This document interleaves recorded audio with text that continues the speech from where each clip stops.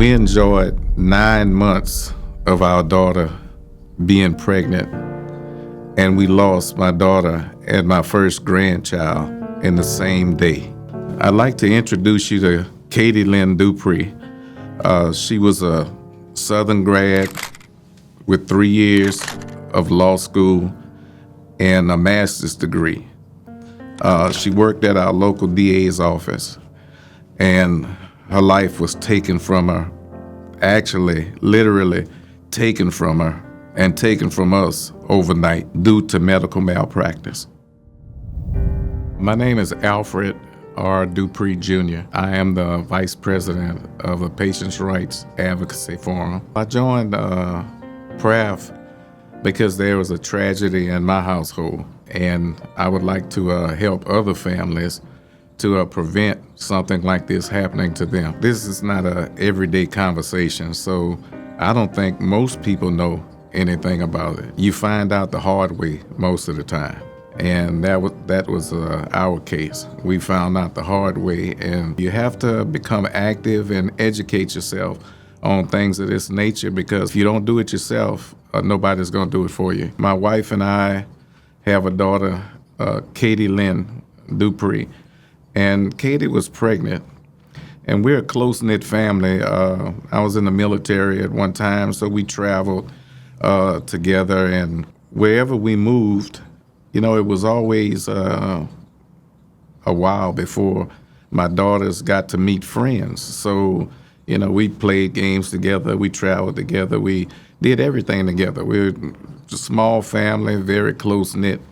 Well, anyway, Katie was pregnant, and we spoke very often, several times a day, always communicating with one another. And my wife, it was getting close to that time that Katie was supposed to deliver. Matter of fact, she had went to the emergency room twice a few days earlier, and she went to the doctor's office. The doctor told her she was ready to deliver because she was at 36 weeks, and he sent her home knowing that she was at risk, and told her to come back in a couple of days and he would deliver the baby. Well, the next day, Katie must have had some problems because my wife tried to contact her and couldn't, and she had just spoken with her a couple of hours earlier. So my wife called. I worked nearby where Katie lived, and I immediately left and went to Katie's home where my wife was pulling up, but she was afraid to go into the house. So I went in and I found Katie face down, unresponsive, and we called the ambulance. At that point, even though you take CPR and all kind of other medical training, you really don't know what to do at that point. You're apprehensive, nervous. It's just so many feelings that you feel when your daughter or son is in distress. And at that time, Katie was in dire distress. Well, the ambulance finally came, and they put Katie on life support and transported her to the hospital. Well, when we got to the hospital, after they examined Katie, a little while later, one of the doctors called us in the office, and he told us that Katie had some brain swelling, and it was pretty much irreversible. At this point, I think Kaden, which would have been our oldest grandchild, was deceased. And so many thoughts go through your mind, you don't know what to do. You just ask God to take you and leave her.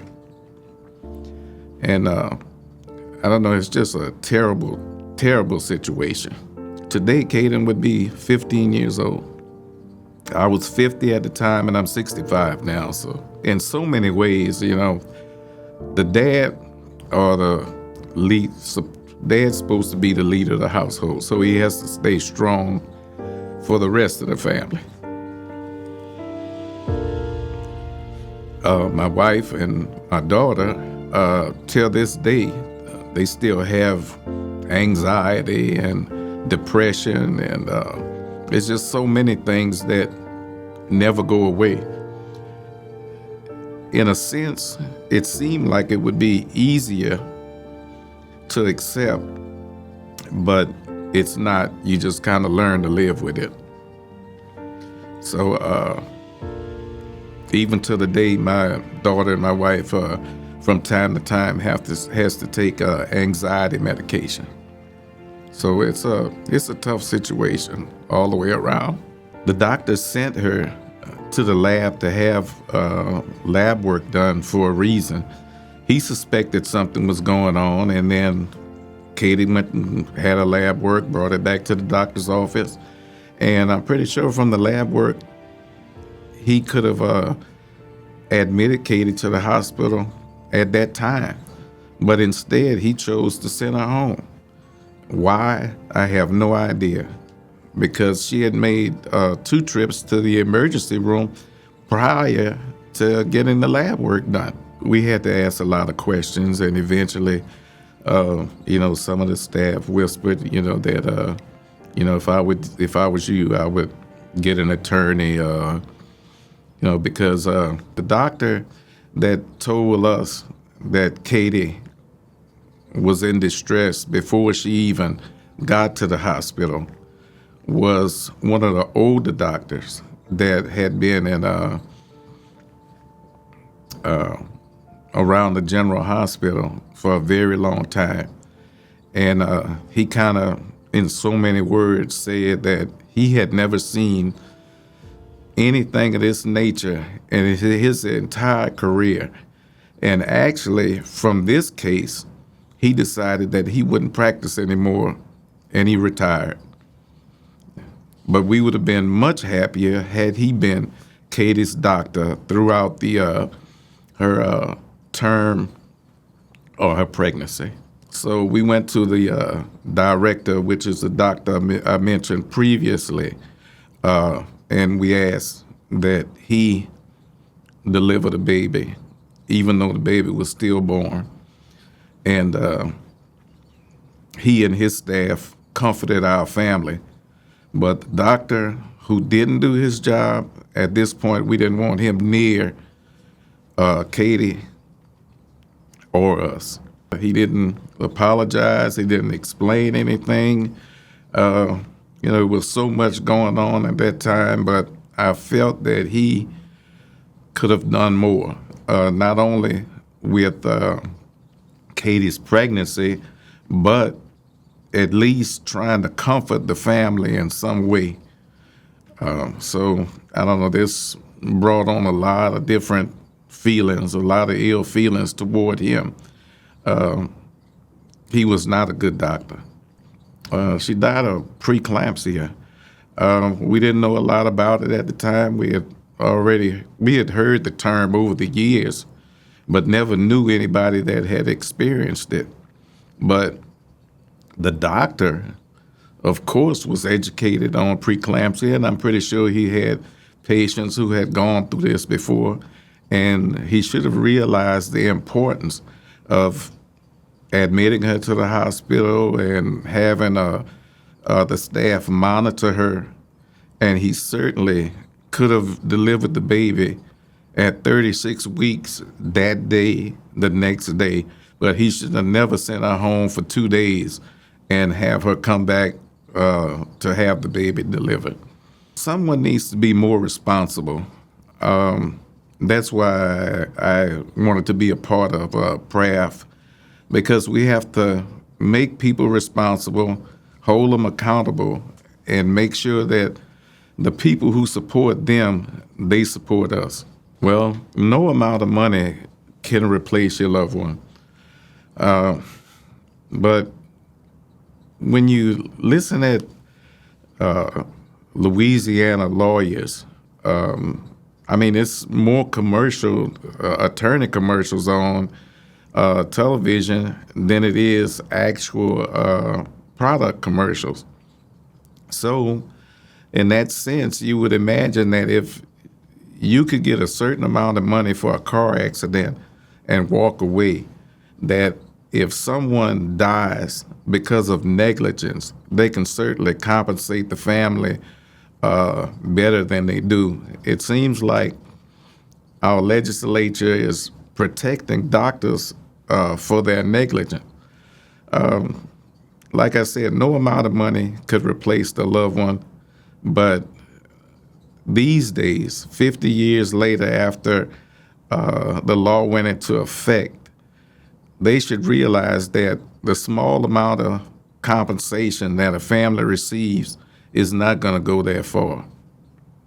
I mean, it's nothing that you can't even start a foundation for the deceased loved one, or give a scholarship, or do anything to keep that family member's name alive with the amount of compensation that you receive from Louisiana law. At this time, we don't have a big organization, but it has plenty of room to grow. We need all the support that we could possibly get from as many people that we can get it from. We need donations. We need money to help our cause. We certainly have a long way to go, but we've gotten started.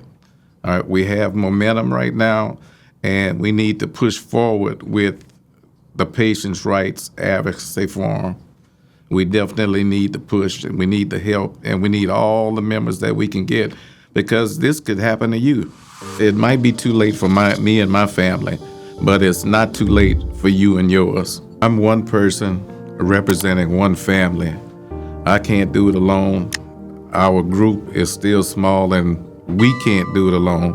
We need people to join now, as soon as possible, before this bill goes to the legislature. Check out our website at lapatientrights.com. We need you to help spread the word. Like our Facebook page, our Instagram, share it by word of mouth.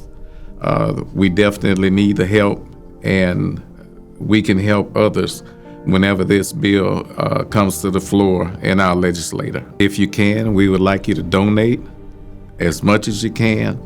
We'll accept anything. We need to be ready when we submit a bill to the legislation.